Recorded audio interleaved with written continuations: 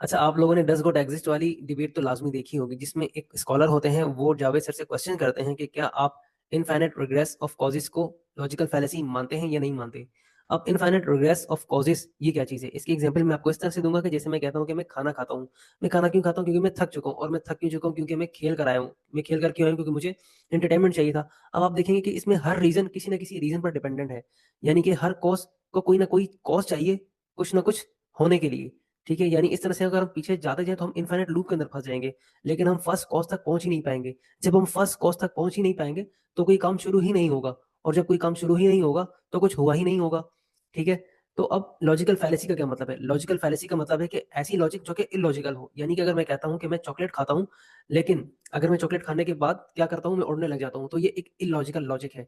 यानी कि जो इनफाइनाइट प्रोग्रेस ऑफ कॉजेस वाली जो लॉजिक है, ये टोटली इलॉजिक हो जाती है, क्योंकि इसमें आप किसी फर्स्ट कॉज तक पहुँच ही नहीं पाते।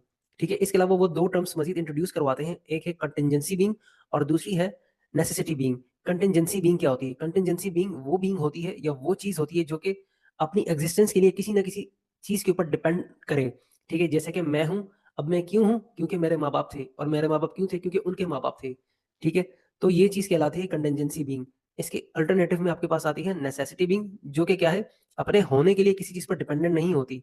ठीक है? इसके अलावा कंटिंजेंसी बीइंग की एक प्रॉपर्टी और है, और वो ये है कि ये नहीं भी हो सकती और हो भी सकती है। लेकिन इसके अल्टरनेटिव में जो नेसेसिटी बीइंग है, उसकी एक ही प्रॉपर्टी है कि वो उसका ना होना इम्पॉसिबल है, यानी कि वो होगी ही होगी। इसके एग्ज़ाम्पल ऐसे है कि समझिए कि आपके पास एक दीवार है, ठीक है? उसमें रोज़ हैं, ठीक है? और वो रोज़ किस चीज़ की, ब्रिक्स की हैं, यानी ईंटों की वो पूरी उसपे लेयर्स पर लेयर बनी हुई है, ठीक है? जो सबसे टॉप वाली लेयर है, वो नीचे वाली लेयर पर डिपेंडेंट है, और उसकी नीचे वाली जो लेयर है, वो उससे नीचे वाली लेयर पर डिपेंडेंट है। यहाँ तक कि आप सबसे नीचे चले जाएँगे और नीचे आपको मिलेगी ज़मीन, यानी वो दीवार उस ज़मीन पर मौजूद है, और वो जो ज़मीन है, वो नेसेसिटी बीइंग है, ठीक है? यानी कि दीवार नहीं भी हो सकती, हो भी सकती है, लेकिन वो ज़मीन होगी ही होगी, ठीक है? यानी उसका ना होना इम्पॉसिबल है।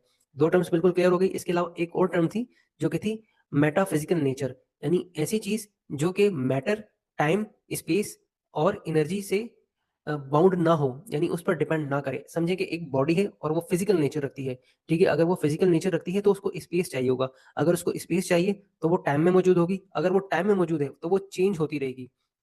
और अगर वो चेंज हो रही है, तो वो क्या होगी? वो फिज़िकल, यानी कि वो बीइंग होगा जो कि फिज़िकल बीइंग होगा, ठीक है? इसके अलावा इसके अल्टरनेटिव में आता है मेटाफिज़िकल बीइंग, यानी कि वो बीइंग जो कि इन सारी चीज़ों से मावरा होता है, और वो इन चीज़ों के साथ बाउंड नहीं होता, ठीक है? तो सारी चीज़ें अब आपको क्लियर होगी। उम्मीद है कि अब आप जब डिबेट देखेंगे, तो आपको हर चीज़ बिल्कुल क्लियर समझ में आएगी।